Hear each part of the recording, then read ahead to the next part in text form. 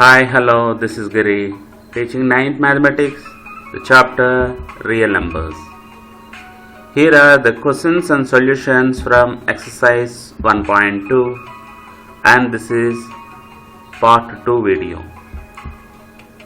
The chapter Real Numbers and exercise 1.2. In the previous video, we observed the solutions of question numbers 1 to 5. Now here is question number 6.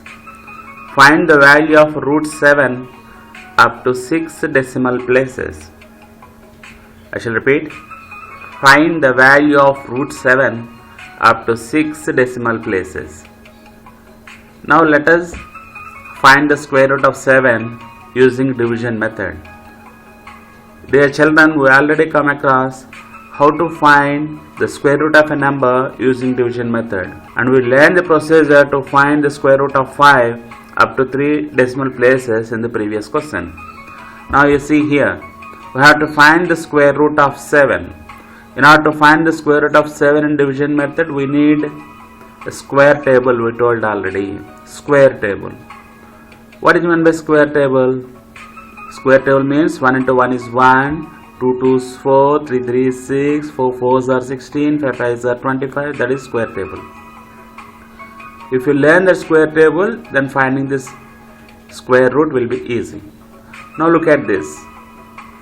7.00000 we took. Actually, not to find 6 decimal places, there should be 12 digits after there should be 12 digits after decimal place. But for instance, now we took 7.600000 and 00. Now you may verify the square table.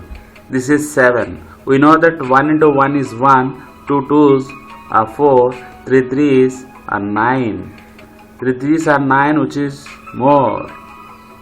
Therefore, take 2 and 2. Write 2 here and there also in the result section, and you multiply these two. 2 into 2 is equal to 4.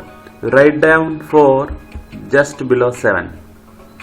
Write 4 below 7 and you subtract now. If you subtract 4, if you subtract 4 from 7, then the remainder is 3, isn't it? Later, write the next 2 digits, means 2 zeros. But since these 2 digits are after the decimal point, you keep the decimal here also in the result section. Now double this 2. 2 into 2 is equal to 4. Now you have to introduce a digit here so that this number may become 40s. Either it may be 40, 41, 42, 43, 44, like this up to 49. Now whatever the number you introduce here, the same number you have to write there also in the result section also. Then you have to multiply this number with this total number and you have to write this. You have to write this product under this 300. Now if you write 2 here, then it will be 42. If you write 2 here, there also you have to write 2. 2 into 42 is 84, and which is very small than 300. Therefore you verify with 4. You write 4 here and there also. Then 44 into 4 is 176. Again it is very low. Like this you verify, and we may know that if we write 6 and 6 there, then this become 46, and here it is 2.6. Now this newly written digit is 6. With this number 6 you have to multiply 46. 6 into total number 46 is equal to, the product is 276. Now you subtract 276 from 300. If you subtract 276 from 300, we may get 24. Now write the next 2 digits, means again introduce 2 more zeros, so that it is 2400. Now here so far it is 2.6. Forget about this decimal, you neglect this decimal, so that it will be 26. You double this 26 or you multiply this 26 with 2, 52. Write that 52 here. Then you may write a digit here and the same digit is to be written there also. And later you have to multiply this total number with that newly written digit. Means if you write 1 here, there also you have to write 1. 1 into 521 will be 521. This is 2400 and it will be 521. The difference is very large, and you can verify the product by taking 3 here and there and by taking 4 and 4 here and there. But actually here the value is 2400. If you mention or if you introduce any digit after 52, you will get 520, and so 520 is more than 500. This 500 in 2400, we know that it can divisible only 4 times. Therefore write 4 and there also 4, and you multiply 524 with this 4. 4 into 524 is 2096. Now you subtract 2096 from 2400. After subtracting 2096 from 2400, the remainder is 304. Now write the next 2 zeros, so that it is 30,400. 30,400. Here we have 2.64 so far. You multiply 2.64 with 2, so that it is 528. Now you introduce 5 here and there also. If you write 5 here, then the total number may become 5,285. In 30,000, 5,200. If it is 5,000, it may divisible by 6 times, but it is 5,200, which is more than 5,000. Therefore it is divisible only 5 times. You write 5 here and there also. 5 into 5,285, the product is 26,425. You subtract 26,425 from 30,400, then and the remainder is 3,975 is the remainder. Next write 2 more zeros, so that it is 3,97,500. So far here it is 2.645.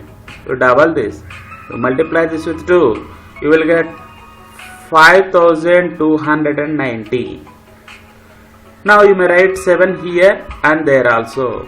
7 into 52,907 is equal to 3,70,349. Like this you have to do up to 6 places. But as the space is not sufficient for me, I stopped here, but you may carry on with this solution, so that the square root of 7 you may get 2.645751 and so on. It is a non-terminating and non-recurring decimal. Therefore, of course, we know that it is an irrational number. Is it clear now? Good. Now question number 7.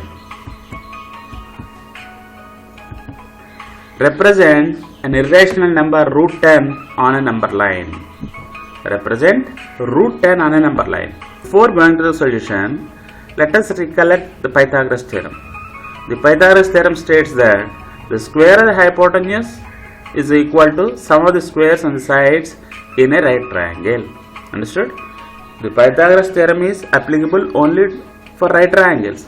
In any right triangle, hypotenuse square is equal to side square plus side square. This is Pythagoras theorem. Hypotenuse square is equal to side square plus side square, or only hypotenuse is equal to root over side square plus side square. That is Pythagoras theorem. Here we have to show root 10 on number line.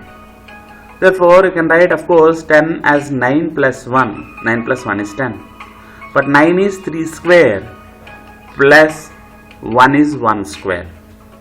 You see, 10 is equal to 3 square plus 1 square. Now you may write this in Pythagoras theorem mode. This is in the form of hypotenuse is equal to root over side square plus side square. Therefore one side should be 3 units and the second side should be 1 unit. Now let us draw a number line. This is the number line. Let us draw a number line first of all. Now on the number line, you take points at regular intervals or with equal distances, and you may write 0 for the middle point, And on the right hand side of the 0, you may write 1, 2, 3, 4 and so on. And on the left hand side of 0, you may write -1, -2, -3 and so on. This is our number line. Later, after drawing this number line, now at point 3, let us draw a perpendicular line of length 1 unit. And at -3 also, let us draw a perpendicular line of length 1 unit. Now if we join 0 to this endpoint, then it becomes a right triangle. You see, this is one right triangle and this is another right triangle. In this right triangle, of course this is 90 degrees.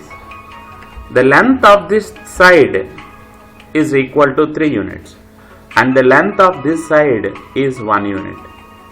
So hypotenuse is, using Pythagoras theorem, hypotenuse square is equal to side square plus side square. Since this is 3 and this is 1, 3 square plus 1 square. 3 square plus 1 square. 3 square is 9 plus 1 square is 1. 9 plus 1 is 10. Therefore hypotenuse square is equal to 10 and hypotenuse is equal to √10.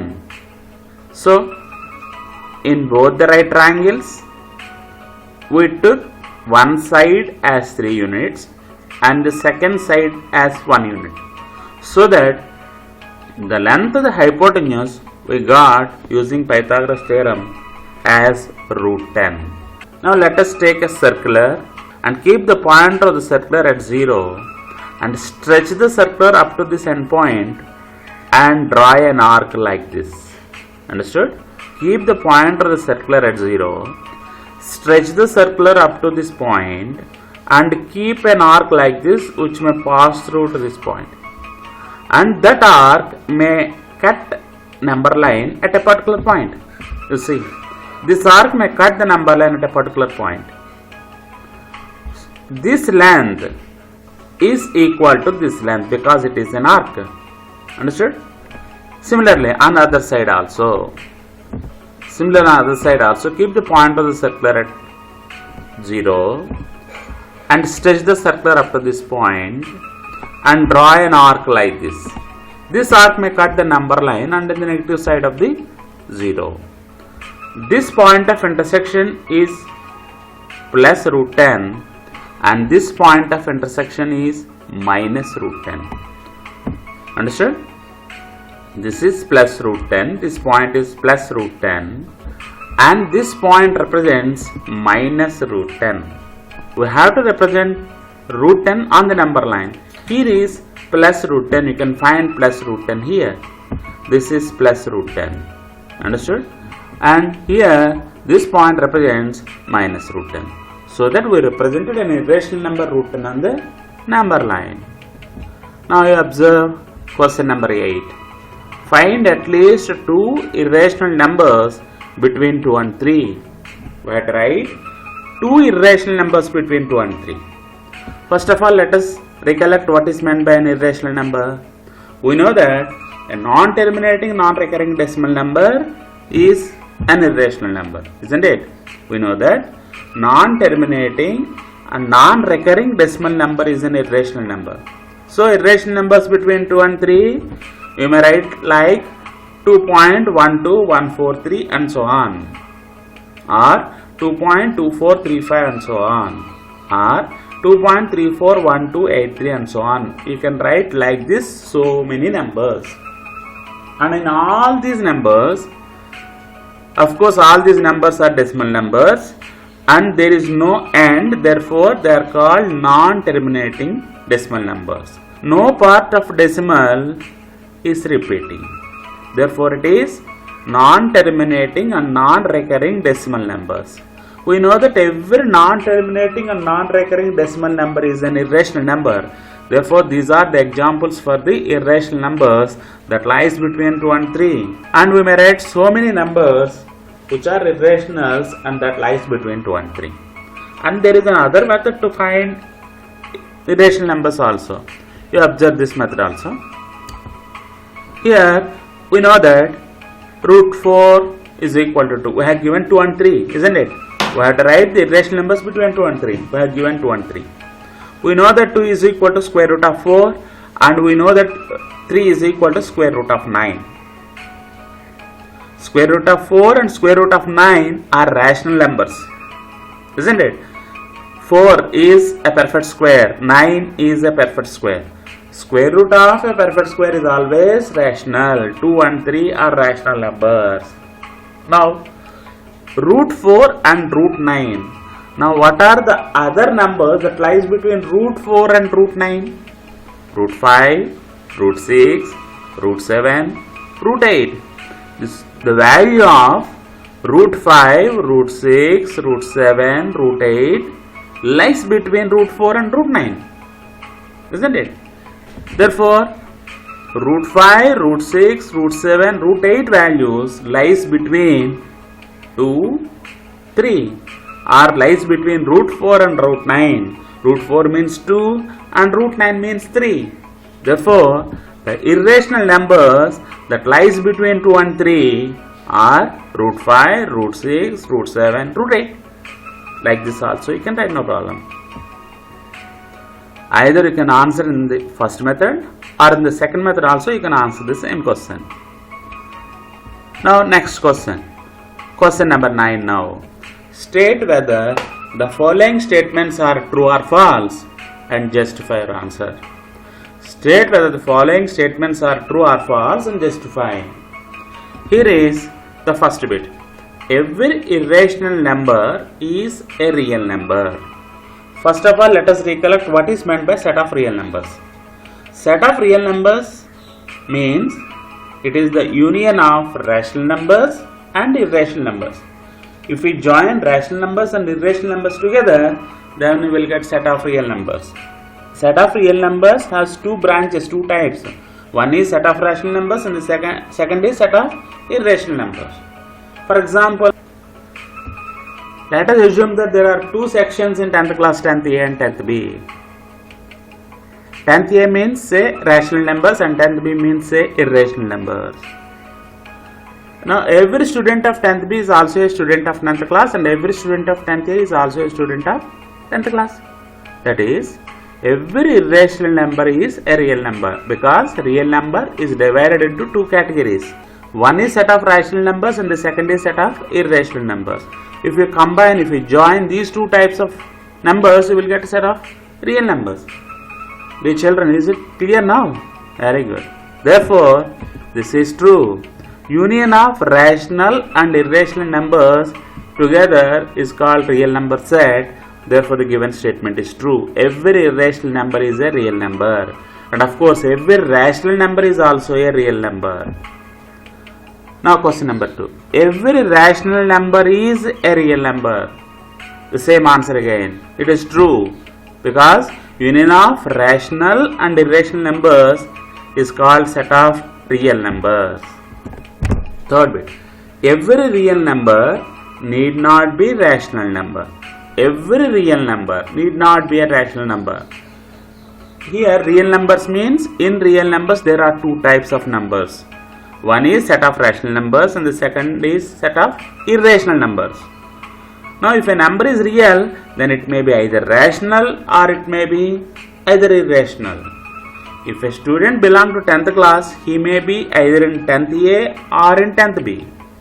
But here in this question it is given that every real number need not be a rational number. Every 10th class student need not be a student of 10th A. Is it right? Absolutely right. He may belong to 10th B also. Therefore, every real number need not be rational number. There are some real numbers which are not rational numbers and they are irrational numbers. Which is true? True. There are irrational numbers which are not rational but they are real numbers. Clear? Now, fourth bit. Root n is not irrational if n is a perfect square. Root n is not irrational if n is a perfect square. Let us consider a perfect square number like 4, 9, 16 and so on. If n is a perfect square number, for example 4, then what is root 4? Root 4 is 2. Root 4 value is 2. 2 is not irrational, it is given. Yes, we know that root 4 is equal to 2 and 2 is a rational number. Therefore, if n is a perfect square, then root n is a rational number. You can take 9 also. Example, n as 16, you can take n as 25, you can take n value as 36. In all these cases, if you find the square root of 4, square root of 9, square root of 16, square root of 25, square root of 36, you will get rational numbers only. You may not get irrational numbers. Therefore, the given statement is true. If n is a perfect square number, then root n is a rational number. We observed by substituting n is equal to 4, root 4 is equal to 2, we got a rational number. Therefore, the given statement is true. Fifth bit. Root n is irrational if n is not a perfect square. Root n is irrational if n is not a perfect square.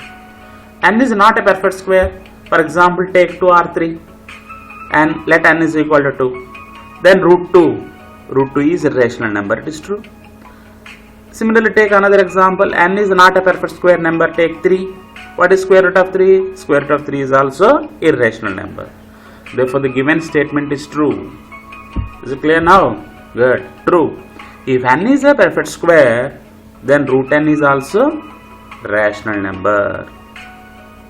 If n is not a perfect square, then root n is irrational. Clear? Okay. Now, sixth bit. All real numbers are irrational numbers. All real numbers are irrationals. Again, go to the previous example. All real numbers. Here, real numbers are divided into two categories we told previously. One is set of rational numbers and the second is set of irrational numbers. Therefore, if I have given a real number, it may be either rational number or it may be either irrational number. Therefore, every real number need not be irrational. There are some rational numbers also. If a student belongs to 10th class, it doesn't mean that he belongs to 10th B. He may belong to 10th A also.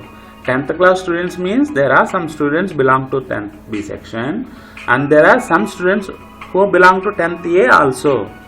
Therefore, the given statement is false. There are rational numbers also which are real numbers. Besides irrational numbers, there are rational numbers also. Both rational and irrational together are called real numbers. Therefore, the given statement is false. Very good. By this, we concluded exercise 1.2. The introduction of the chapter real numbers and exercise 1.1 and 1.2 video links are provided in description and you may click them to revise the chapter. Thank you. Thank you one and all.